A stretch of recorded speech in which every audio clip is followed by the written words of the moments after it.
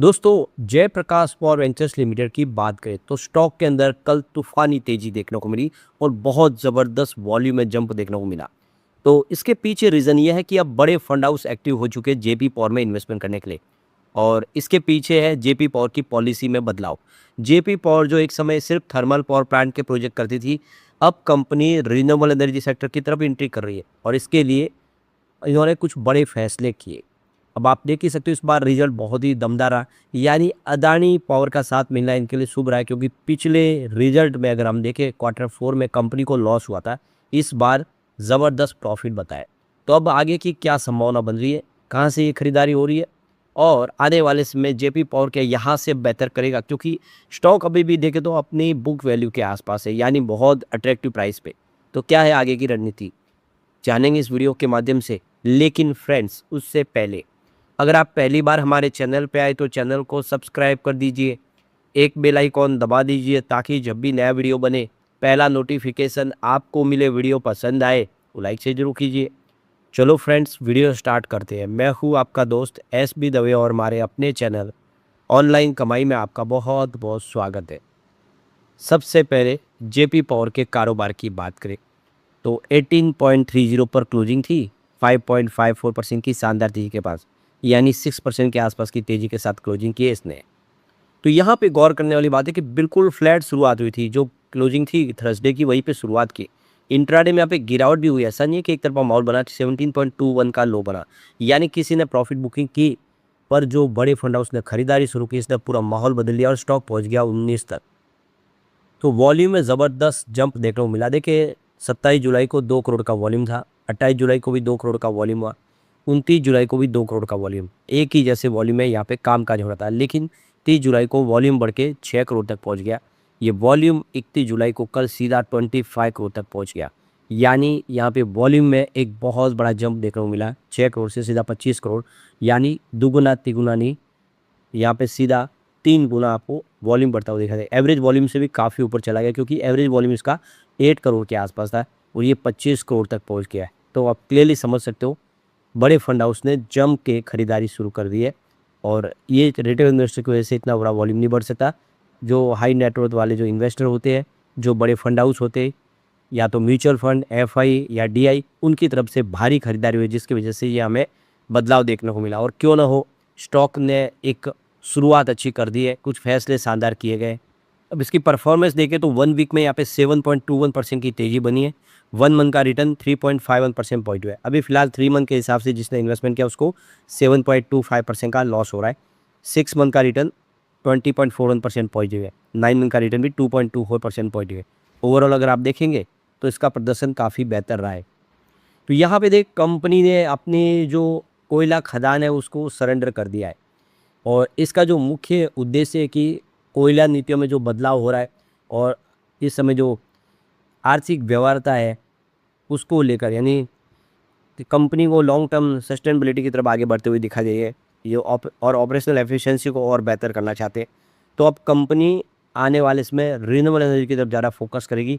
Coal based power plant का production धीरे धीरे कम किया जाएगा, इसीलिए इन्होंने कोयला जो खदान थी, कोल माइंस को इन्होंने वापस सरेंडर कर दिया है, जिससे कंपनी की आगे की रणनीति समझ में आ रही है। तो ये जो अमली नॉर्थ की खदान है इसमें 222.16 करोड़ के एसेट शामिल है, जिनमें आप देखें टेंजिबल और इंटेगेबल और माइनिंग राइट्स शामिल है। वही जो बंदा नॉर्थ खदान का इन्वेस्टमेंट वैल्यू 92.52 करोड़ रुपीज़ का था, अप्रूवल स्टेज में है अभी। तो आप देख सकते हो कि इन दोनों खदान से जुड़े 314.6 करोड़ के एसेट जो है वो प्रभावित होते हुए दिखाई देंगे। तो ये जो फैसला किया, जो सरेंडर इन्होंने कोयले की खदान की है, उसके पीछे वजह कि यहाँ पे भले ही इनकी जो पावर प्लांट है उसके लिए आने वाले समय कोयले की जो थोड़ी प्रॉब्लम हो सकती है। वैसे अब तो अदानी ग्रुप का साथ मिलेगा, अदानी के पास कोयले की प्रचुर मात्रा है, उनके पास तो विश्व के बाजार में भी कोयले की खदानें हैं। लेकिन यहाँ पे सबसे बड़ी बात है कि जो इस समय वर्तमान रेगुलेटरी फ्रेमवर्क है उसके तहत माइनिंग ऑपरेशन जारी रखने में वित्तीय दबाव आज देखने को मिल सकता है और इस वजह से इन्होंने ये निवेश को बराबर नहीं माना है कि कोल माइंस में निवेश अब नहीं करना चाहिए और इसीलिए वो यहाँ से बाहर निकलते हुए दिखाई दे रहे हैं। तो ये देखिए मार्च तक जो है कंपनी का जो मार्केट क्या नेटवर्थ है वो 12,721 करोड़ के आसपास था। और ये जो कदम है कंपनी का, कोयला नीतियों की अनिश्चितता और आर्थिक जोखिमों से बाहर निकलने में मदद करेगी, उनके लिए कम हो जाएगी ये प्रॉब्लम। तो ये देखिए बदलाव देखने को मिल रहे हैं, बहुत सारी कंपनियां अब अपने नए रास्ते तलाश रही है। तो इसने भी कंपनी ने शानदार फैसला किया है।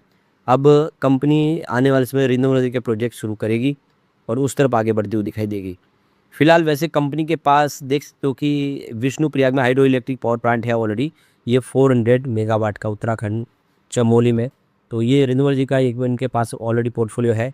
लेकिन इनके जेपी बीना थर्मल पावर प्लांट 500 मेगावाट का, ये कोल बेस्ड पावर प्लांट है जिसमें 2 यूनिट है 250 मेगावाट के, और एक JP Nigrie super thermal critical power plant है 1320 मेगावाट का, इसमें 2 यूनिट है 660 मेगावाट के। तो ये देख सकते हो कि इनकी जो इंस्टॉल कैपेसिटी निकल के आ रही है वो 2220 मेगावाट की है, और आने वाले समय ये सोलर में भी अब शुरू करने जा रहे हैं। तो कुल मिला के देख सकते हो कि आने वाला समय जेपी पावर के लिए बेहतर होता हुआ दिखाई देगा। अभी यहाँ पे देखिए 24% की जो होल्डिंग है वो अदानी पावर की है। अदानी पावर ने यहाँ पे हिस्सेदारी ले ली है और फिलहाल 72.9% शेयर गिरवी है, इनको छुड़ाना होगा। एफआई का इन्वेस्टमेंट बढ़ा है और लगातार बढ़ा, देखिए 6.51% से 6.75% हुआ, एफआई यहाँ पे इन्वेस्टमेंट कर रहे हैं। डीआई का निवेश घटा है 2.15% से घट के 2.07% हुआ है, लेकिन म्यूचुअल फंड का बढ़ा 0.34% की होल्डिंग से सीधा 0.48% की होल्डिंग हो चुकी है। तो यहाँ पे म्यूचुअल फंड ने भी इन्वेस्टमेंट करना शुरू कर दिया है। जनरल पब्लिक की होल्डिंग भी हल्की सी बढ़ी है, आप देखिए 67.34% हो रही थी तो 67.18% हो चुकी है। तो यहाँ पे देख सकते हो कि सब ने निवेश बढ़ाना शुरू कर दिया है, एक शुभ संकेत है। यहाँ पे खरीदारी अब शुरू हो चुकी है, आने वाले समय यहाँ से बेहतर होता हुआ दिखाई देगा सब कुछ। तो म्यूचुअल फंड की बात करें, यहाँ पे देखिए Nippon India Nifty small cap 250 index direct ने 13.31 करोड़ का इन्वेस्टमेंट किया है, उनकी holding 0.70% month on month basis पे बढ़ी है। HDFC Nifty small cap 250 ETF ने 10.14 करोड़ का इन्वेस्टमेंट किया है, पर यहाँ पे 3.82% की होल्डिंग कम की है उन्होंने। SBI Nifty small cap 250 index direct ने 6.78 करोड़ का निवेश किया, उनकी होल्डिंग भी 0.78% मंथ ऑन मंथ बेसिस पे बढ़ चुकी है। यूटीआई निफ्टी 500 वैल्यू फंड ने 4.92 करोड़ का इन्वेस्टमेंट किया, उनकी होल्डिंग 100% मंथ ऑन बेसिस पे बड़ी यानी फ्रेश इन्वेस्टमेंट किया है। Motilal Oswal Nifty small cap 250 index direct ने 4.89 करोड़ का इन्वेस्टमेंट किया, उनकी होल्डिंग भी यहाँ पे 0.56% बढ़ चुकी है। ICICI Pru Nifty small cap 250 index direct ने 2.94 करोड़ का इन्वेस्टमेंट किया, उनकी होल्डिंग भी 1.09% मंथ ऑन बेसिस पे यहाँ पे बढ़ चुकी है। HDFC Nifty small cap 250 index direct ने 2.80 करोड़ का निवेश किया है, यहाँ पे 0.77% की होल्डिंग मंथ ऑन बेसिस पे बढ़ चुकी है।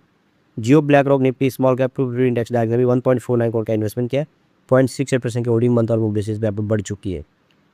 Nifty axis Nifty 500 value index fund ने 1.39 करोड़ का इन्वेस्टमेंट किया, उनकी होल्डिंग 100% मंथ ऑन बेसिस पे बढ़ी है। मोतीलाल ओसवाल निफ्टी 500 इंडेक्स ने 1.30 करोड़ का इन्वेस्टमेंट किया, यहाँ पे उनकी होल्डिंग 1.25% घटी है। 2 म्यूचुअल फंड ने होल्डिंग घटे, बाकी सब ने इन्वेस्टमेंट बढ़ाए। ये शुभ संकेत है जो इशारा करे कि आने वाले समय जेपी पावर अब यहाँ से बेहतर करेगा। लेकिन फ्रेंड्स, कोई भी इन्वेस्टमेंट करने से पहले अपने फाइनेंशियल एडवाइजर से एडवाइस ले ले या अपना खुद का रिसर्च करें, क्योंकि मैंने वीडियो आपके एजुकेशनल पर्पज़ के लिए ही बनाया। वीडियो पसंद आए तो लाइक से जरूर कीजिए और चैनल को सब्सक्राइब कर दीजिए। Thank you friends.